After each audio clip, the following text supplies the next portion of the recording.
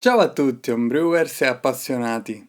Oggi vi racconto la prima birra a bassa fermentazione che ho brassato in questa nuova stagione. La lager chiara che più amo e ogni anno provo a migliorare. La Pilsner ceca, detta anche Bohemian Pilsner o Czech Premium Pale Lager secondo il manuale BJCP. La precedente versione non era venuta molto bene. Un OG molto alta in partenza e un luppolo molto scarico sia in aroma che in amaro l'avevano sbilanciata molto. Era venuta abbastanza dolciastra, ma soprattutto durante l'imbottigliamento o in maturazione la birra si è deteriorata molto, cominciando a mostrare segni di ossidazione abbastanza precocemente, soprattutto su alcune bottiglie. Questa volta ci riprovo con tutti i nuovi accorgimenti tramite la CO2 e la contropressione per limitare il più possibile l'ossidazione, quindi questa volta non avrò scuse. Ma oltre a questo ho previsto anche una novità per quanto riguarda la luppolatura. Quindi mettetevi comodi, vi mostro tutta la cotta, la lunga fermentazione, il condizionamento in fusto e infine l'assaggio.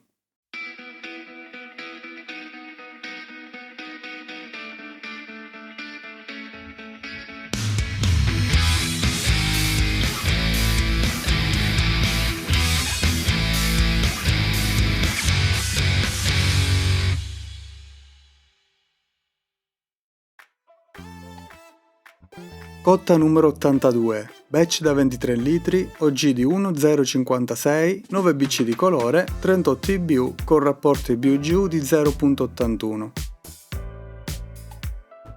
Come grist ho previsto 83% di malto Pilsner, ho scelto un malto ceco maltato a terra e il 17% di malto Vienna per arricchire un po' il grist con leggere note biscottate e maltate.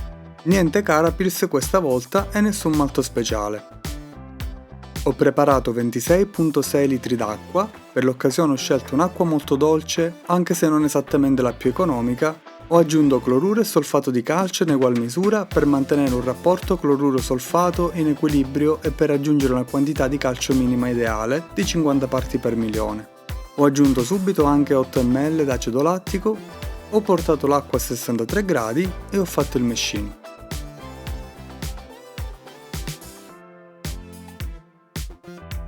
Primo step di saccarificazione di 40 minuti a 63 gradi. Dopo i primi 15 minuti ho prelevato una buona quantità di impasto, dovrebbe essere quasi la metà, comunque più di un terzo.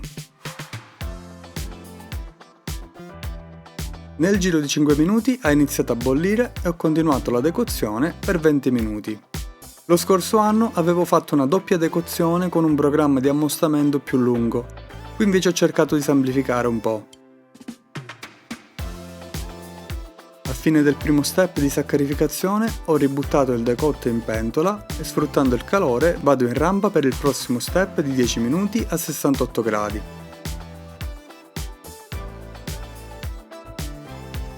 Passo poi a uno step per le alfa di 10 minuti a 72 e infine 10 minuti di mesh out a 78 con griglia e ricircolo attivo senza mescolare più per aiutare la filtrazione. Qui arrivo a un OG di 1,067, ottima anche la limpidezza ottenuta senza step per le proteine. Sollevo il cestello e faccio un risciacquo per caduta con 14 litri rimanenti e arrivo all'OG pre-boil di 1,042, 3 punti più bassa di quella prevista. Partita la bollitura di 90 minuti, ho fatto subito un'ulteriore correzione del pH con acido lattico per portarla a 5.1. Adesso è il momento di parlare del luppolo. Una considerazione che sto facendo dalla mia esperienza in casa è che ottengo spesso una luppolatura più bassa di quella prevista in ricetta, come se percepissi meno gli IBU, ma anche a livello di aroma. Ovviamente non ho nella lingua un sensore per l'IBU, però guardando ogni volta i bilanciamenti previsti, una birra che dovrebbe essere equilibrata finisce per essere sempre un po' più dolce del previsto. Una birra amara invece al massimo la trovo bilanciata.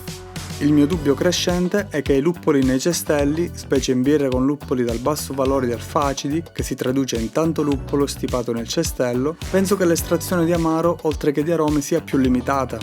L'uso del luppolo in pellet libero in pentola però richiederebbe dei filtri molto più grandi e performanti. Il mio già in birre luppolate tende a intasarsi con il pellet che esce fuori dal cestello, figuriamoci con il pellet del tutto libero.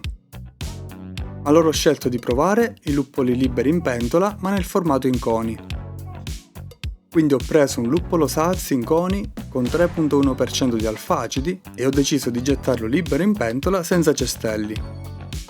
A meno 60 minuti ho fatto la prima luppolatura con 110 g di Saaz per dare i primi 30 IBU.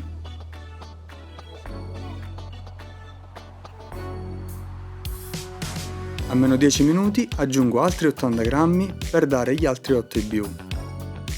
Preso dallo spettacolo del luppolo in coni che si idrata e si distribuisce, ho dimenticato qui di aggiungere il Protafloc. Me ne sono accorto solo alla fine della bollitura, ho provato a rimediare, ma come poi vedrete non ha funzionato.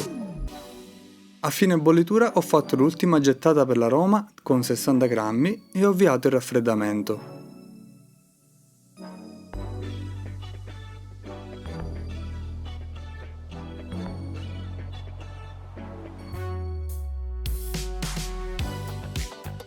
Ho provato a fare anche un po' di Whirlpool, ma a giudicare dalle grandi quantità di luppolo ho notato subito che non serve a nulla.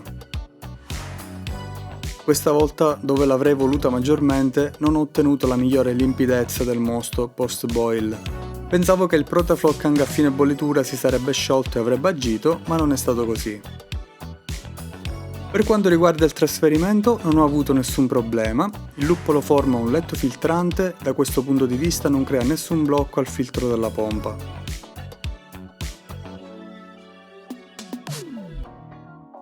Come densità iniziale ho registrato 1,049, un valore molto più basso di quello atteso di 1,056 che avevo stimato sui valori di efficienza ottenuti sugli stessi malti ma con un programma di ammostamento diverso, più lungo e con doppia decozione. Non pensavo che questo aspetto potesse influire così tanto, ma in qualche modo è stato così. A fine raffreddamento il mosto stava sui 22 gradi, quindi ho messo il fermentatore in frigo e ho rimandato l'inoculo del lievito appena il mosto sarebbe sceso sotto i 14.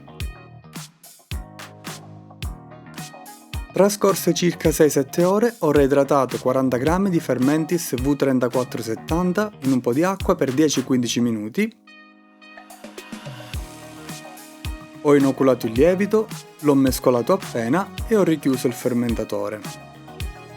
Lo schema di fermentazione è il solito che uso per le basse fermentazioni, inizia a 10,5 gradi e mantengo per 5 giorni. Poi rialzo di mezzo grado al giorno fino a 15 gradi e poi rimango qui altri 5 giorni. A questo punto ho trasferito a spinta di CO2 la birra nei due fusti, un keg da 19 litri e un ox bar da 4 litri dove nel frattempo che la birra si carbona e lagherizza lo userò anche per gli assaggi.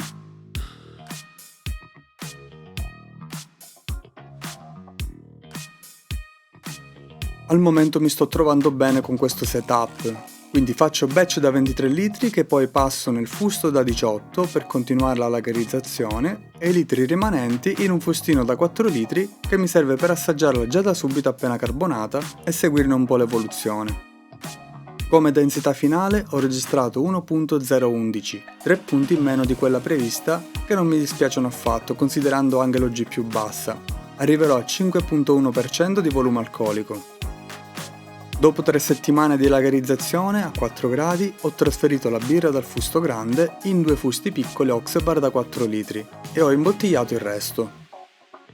Piccolo imprevisto durante il trasferimento, il pescaggio della birra non so bene il perché dava qualche problema e pescava solo gas. Ho dovuto inclinare il fusto per fargli pescare la birra, non mi era capitato, non so da cosa possa dipendere, il galleggiante si sarà posizionato male o avrà fatto attrito con le pareti. Per l'imbottigliamento ho usato lo stesso sistema che avete visto nel video abbastanza recente, cioè il Counter Pressure Bottle Filler della Kegland. Faccio spurgare l'aria dalla bottiglia, metto in pressione e avvio il trasferimento regolando l'uscita della CO2 per favorire la risalita non troppo veloce ma neanche troppo lenta della birra nella bottiglia.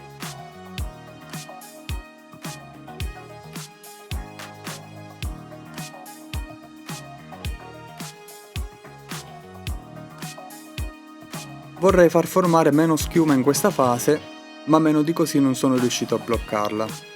Arrivato al collo tolgo la pressione dalla bottiglia e mando un colpo di birra diretto per favorire un riempimento maggiore e al contempo la risalita di schiuma che serve per tappare in bellezza. Questo è il lievito rimasto in fusto a fine lagerizzazione. Me ne sarei aspettato di più in realtà, considerando che ho trasferito la birra dal fermentatore qui prima di lagerizzare. Questo è uno dei motivi per cui dovete mettere il tubo con galleggiante in questi fusti, altrimenti lo spinone si trascinerebbe il fondo. A questo punto siamo pronti per un assaggio finale della birra.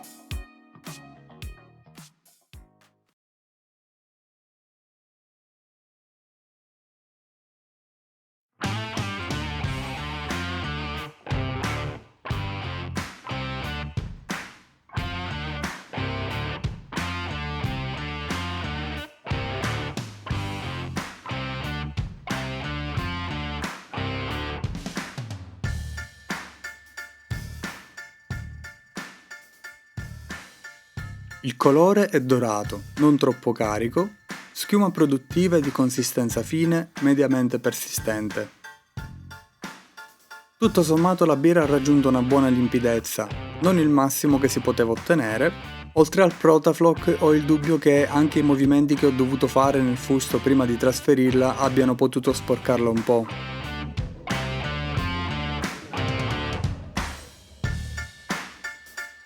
All'aroma si percepisce una base maltata di cereale e panificato, luppolo erbaceo e floreale appropriato per questa birra, non intensissimo ma ben presente. Al gusto è bilanciata, entra dolce con cracker fragrante, l'amaro è ben presente e rimane leggero nel finale. Luppolo dal sapore speziato in bocca, un bel saz. Il corpo è medio leggero, carbonazione media e finale lievemente secco. Non avverto sentori strani o difetti evidenti per la mia percezione. Il finale invoglia la bevuta, forse lascia un tocco di astringenza, comunque non sgradevole. Birra molto fresca come percezione generale, indubbiamente un paio di passi avanti rispetto alle mie precedenti versioni rifermentate. Si sente il taglio da Pilsner ceca improntato sull'amaro, ma con una parte maltata distinguibile e fragrante. Forse beneficerebbe di un tocco di malti speciali, ma personalmente la trovo piacevole anche così semplice. Negli assaggi dal primo fusto pre-lagerizzazione ricordo un luppolo ancora un po' più evidente sia in aroma che in amaro. Rimane poi da vedere come si presenterà in bottiglia. Se noterò qualcosa di strano, ve ne parlerò poi in un video a parte. Per il momento si conclude qua la storia di questa lunga cotta. Devo ammettere che su questo genere di birre si apprezza davvero tanto l'utilizzo della contropressione della CO2. Inoltre in fusto queste birre escono veramente molto fresche e fragranti.